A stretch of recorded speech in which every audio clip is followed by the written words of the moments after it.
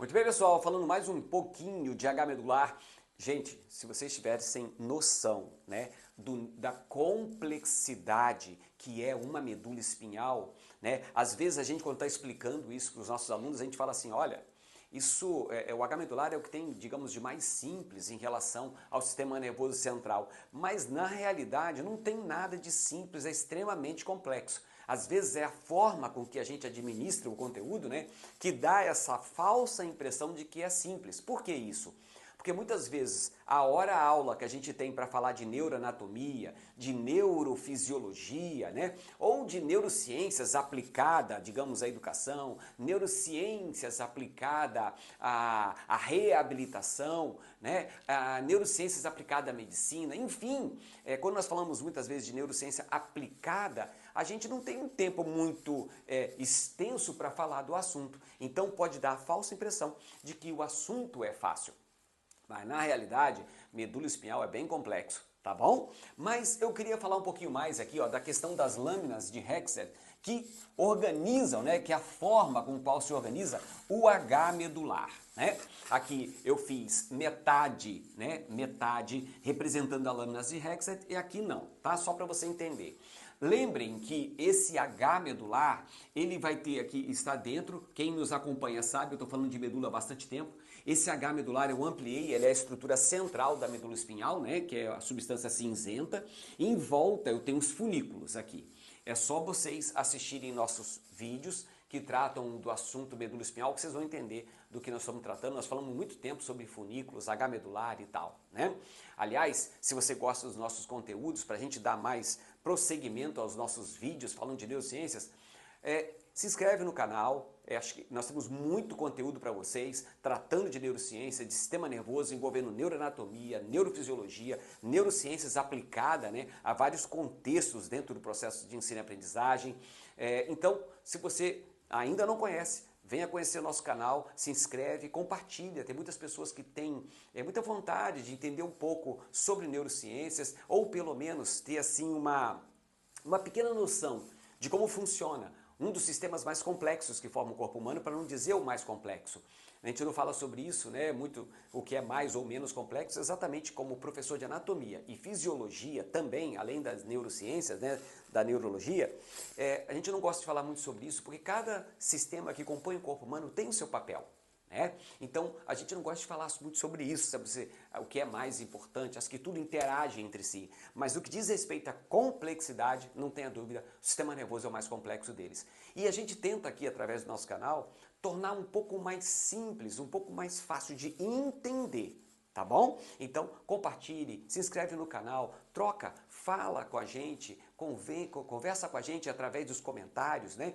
Dê dicas, nos posicione em relação àquilo que você considera interessante, daquilo que você está vendo, tá bom? Porque já não é muita coisa, mas são mais de 300 vídeos falando de neurociências para vocês, tá bom? Então vamos lá. Aqui as lâminas de Hexed, então aqui está o H medular, estrutura central. Como eu disse, esse H medular, ele se organiza, essa região, né, o H medular, ele se organiza em região posterior, que tem praticamente neurônios com função sensitiva, porque como o H medular é substância cinzenta, então aqui predominam corpos de neurônio, né? Porque o neurônio tem a parte, quem nos acompanha sabe, tem suas partes. Então aqui nessa região central eu tenho muitos corpos de neurônio, por isso que a cor é cinza, tá bom? Então o H medular na sua porção posterior ele é mais sensitivo, na sua porção anterior ele é mais motor, ou seja, neurônios com função de movimento, vamos dizer assim.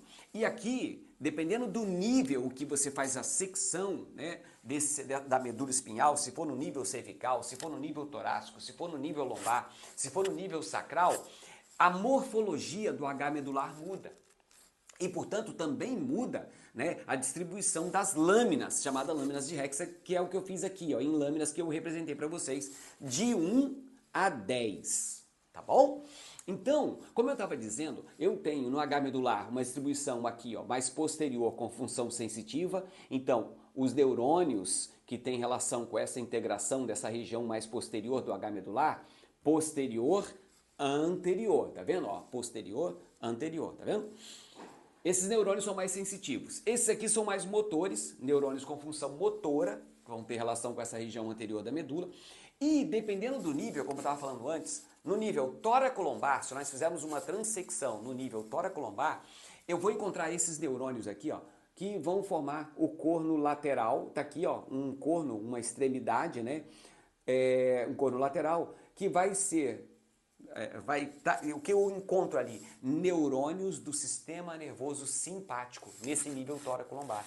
Então aqui eu vou achar corpo do neurônio, aqui no corno lateral, corpo de neurônio pré-ganglionar do sistema nervoso simpático. Que vai, esse neurônio daqui é um neurônio colinérgico. Ele vai sair daqui e vai fazer sinapse logo aqui na frente com outro segundo neurônio, o neurônio pós-ganglionar simpático, que vai secretar noradrenalina sobre a víscera e vai ter um efeito simpático sobre a víscera, portanto. Então, essa é a distribuição do H medular. Eu quero chamar a atenção aqui para o seguinte.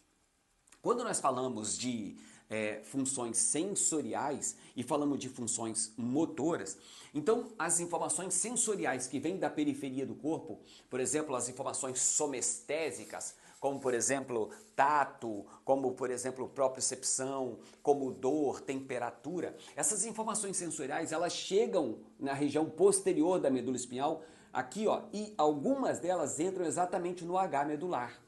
Entende? Nas lâminas, ó, 1, 2, 3, 4, 5, 6, 7, 8, 9, 9 e 10. Então, dependendo da informação sensorial que chegar, vai chegar por aqui, vai fazer sinapse, por exemplo, dor e temperatura. Dependendo aqui, a informação chega na lâmina 1 ou chega na lâmina 2, vai fazer sinapse aqui, ó, e vai cruzar contralateralmente para depois subir. Por isso que o sistema que geralmente conduz dor, nós chamamos de sistema anterolateral, porque ela vai chega pelo corno posterior do H medular, vai fazer sinapse, por exemplo, na lâmina 1 e 2, vai cruzar pela região anterior ou lateral da medula e vai subir em direção ao encéfalo, o segundo neurônio. Então, como eles vão fazer sinapse aqui, ó, eles vão usar a lâmina 1 ou lâmina 2, entende? Para poder fazer a sinapse para depois cruzar. Tá? Então, isso é uma organização das vias posteriores, tá? Desse H medular, das lâminas sensoriais, das lâminas de Hexed sensoriais. Aqui, já nas lâminas motoras, né, como está aqui, ó, na região da lâmina 8 e 9, principalmente das lâminas 9 aqui, ó, eu tenho os núcleos motores, ó, núcleo motor lateral, repare, isso aqui, ó, é a região central da medula. Então, o que está voltado para cá é medial, para lá é lateral. Por isso que o funículo aqui vai ser lateral, o funículo aqui lateral é aqui o funículo anterior, tá? E aqui o funículo posterior. Bom, então o que acontece? No caso dos motores, aqui estão né, os neurônios motores inferiores. Então daqui vai sair neurônio que vai em direção ao músculo, por isso que ele é chamado neurônio motor inferior. Só que esse neurônio motor inferior, ele sai daqui ó, e vai para o músculo que tem relação com o núcleo motor lateral. E aqui o núcleo motor medial. Por que eu estou falando isso? Porque nós falamos outras vezes para vocês sobre, por exemplo, o tracto córtico espinhal lateral. O tracto córtico do córtex cerebral, córtico, ele vai espinhal, ele desce em direção à medula, por isso o tracto é córtico espinhal, ele passa pela pirâmide do bulbo e tal, vai descer pelo funículo lateral. E quando chegar na medula, no nível do movimento que eu quero controlar, por exemplo, na intumescência cervical, plexo braquial, ele vai entrar no H medular, no corno anterior. Esse neurônio motor superior que veio lá do córtex, ele desce e vai vir aqui ó, e vai fazer sinapse com a lâmina 9. Neurônios motores da lâmina 9, de onde tem origem os neurônios motores inferiores. Então o neurônio motor inferior vem, desce pelo funículo lateral e vai fazer sinapse aqui. Ele entra aqui e faz sinapse.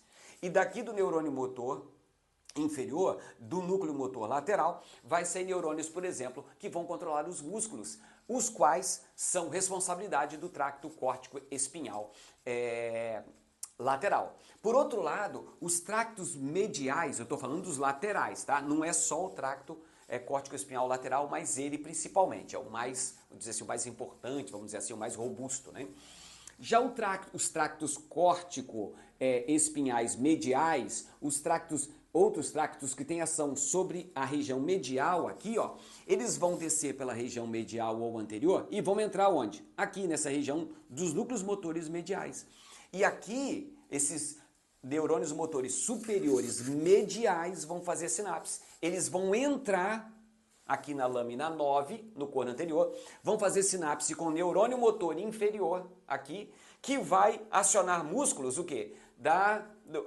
Núcleos motores mediais. Por quê? Porque esses neurônios motores inferiores, mediais, eles são responsáveis por inervar a musculatura axial e axial, que é cabeça, pescoço e tronco, mas principalmente tronco, né? Axial e proximal dos membros. Proximal, lembra? Distal e proximal, região de cintura, né? E axiais.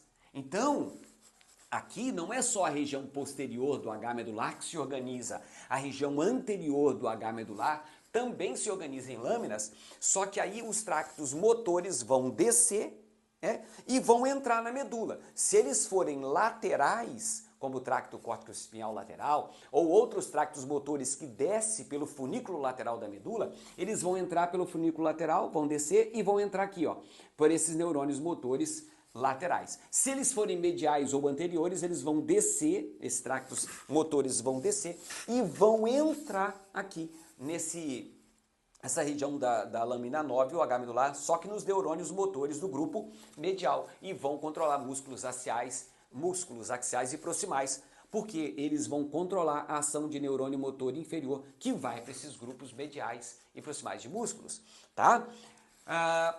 E aqui, como já disse, então, se for na região torácica, neurônios viscerais simpáticos. Eu queria falar um pouco sobre isso com vocês, sobre essa questão das lâminas de Rex e do H medular, porque nós falamos muito do aspecto sensorial, mas falamos pouco do aspecto motor, tá? Só uma representação, só para vocês terem ideia, olha só aqui, ó. As lâminas de Rex se organizam em 10 regiões histológicas, foi o que eu botei aqui, ó, lâmina 1, 2, 3, 4, 5, 6, 7, 8, 9 e 10. A 10, na verdade, não é só isso, é tudo essa região aqui, tá? A lâmina 10 tem uma função muito legal, porque ela associa os dois lados da medula. Ela faz isso, ó, passa informações, né, do lado esquerdo para o lado direito e vice-versa, conversa os dois lados. Tá? Muito interessante a região da lâmina 10, tá bom?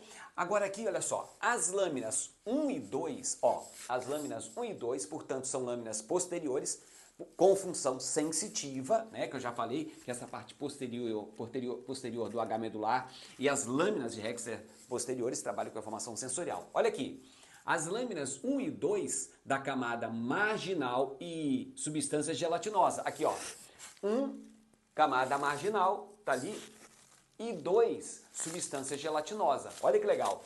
E esses neurônios da camada 1 e 2, olha o que eles fazem. Eles processam estímulos nociceptivos. Nociceptivos nada mais é do que, deixa eu botar aqui, porque às vezes algumas pessoas não sabem, né? Nociceptivo significa informações relacionadas à dor. Acho que deu para ver ali, né? Dor. Tá? Por outro lado, olha só, as lâminas, olha só, dor. Aí aqui, ó, as lâminas 3 e 4, então, neurônios localizados na lâmina 3 e 4, ou seja, ali predomina corpos de neurônio. Então lá estão esperando para fazer sinapse. Esses neurônios da lâmina 3 e 4, ou seja, os corpos do neurônio, olha lá, ó, eles se chama núcleo próprio, mas eu não vou entrar nesse detalhe. Esses neurônios da lâmina 3 e 4, eles processam estímulos o quê? Proprioceptivos. Olha isso. Ou seja, relacionados a sensações de movimento. Ó, então, informações proprioceptivas são o quê?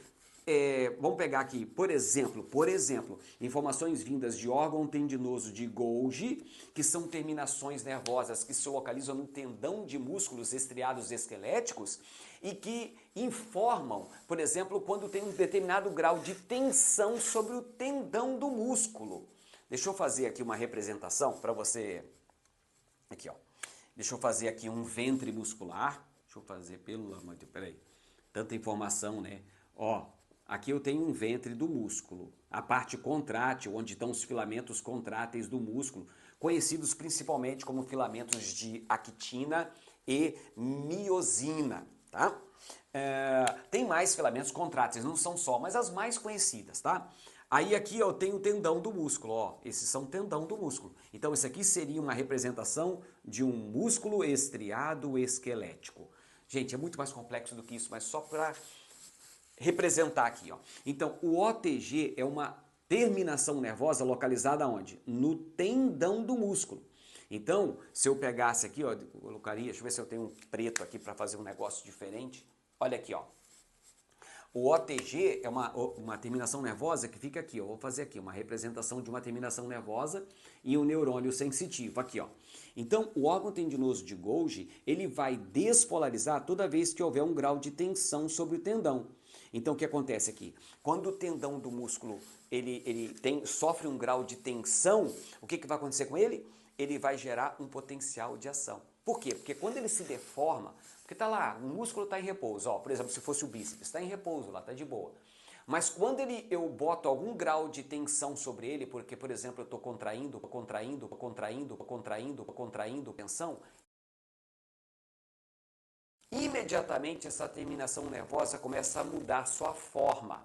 Nós chamamos isso de mecanorreceptor, porque os mecânicos podem favorecer a sua despolarização. Então o que acontece é que essa terminação nervosa chamada órgão tendinoso de Golgi, ele vai então mudar a forma. Quando ele muda a forma, a membrana desse neurônio, que é a verdade a terminação nervosa órgão tendinoso de Golgi, né, o OTG, quando ele muda a sua forma, ele é formado por uma membrana celular. Então, assim que ele muda a forma, ocorre influxo. Algumas comportas de sódio, por exemplo, e cálcio, se abrem ao longo dessa membrana da fibra nervosa. E quando começa a ter influxo de sódio, o neurônio despolariza. Nós temos vários vídeos no nosso canal que falam exatamente sobre despolarização, potencial de ação neuronal. Enfim, pode dar uma olhadinha lá. Então o que acontece é que esse fuso muscular ele despolariza e leva informação que vai entrar por onde? Entra aqui na região posterior e vai fazer o quê? Sinapse na lâmina 3 e 4. Então ele vai entrar aqui, ó, vou fazer uma representação, vai entrar aqui lâmina 3 ou lâmina 4. E o que vai estar esperando aqui? Um corpo de neurônio para fazer uma bela de uma sinapse. Entenderam? É mais ou menos isso. Aí aqui, ó, também tem outro tipo de terminação nervosa proprioceptiva, que ó. Vamos botar um outro aqui bem parecido com esse para não gastar muito tempo. Aqui, ó, tá vendo? Esse cara já é o fuso muscular. Esse cara, quando o músculo, por exemplo, muda o seu formato e ele estira a fibra, eu mudo o comprimento dele, ele também despolariza. E aí o que acontece? Informação que vai entrar também aqui pelo corno do H medular, na sua região posterior. E aí, que lâmina? 3 e 4. E o interessante é que pessoa vai ser sempre a lâmina 3 e 4? Não, vai depender do nível que a informação proprioceptiva está vindo. Entendeu? Se for torácica, se for cervical, se for lombar, pode mudar um pouco a questão de que lâmina está conduzindo essa informação pelo H medular, tá?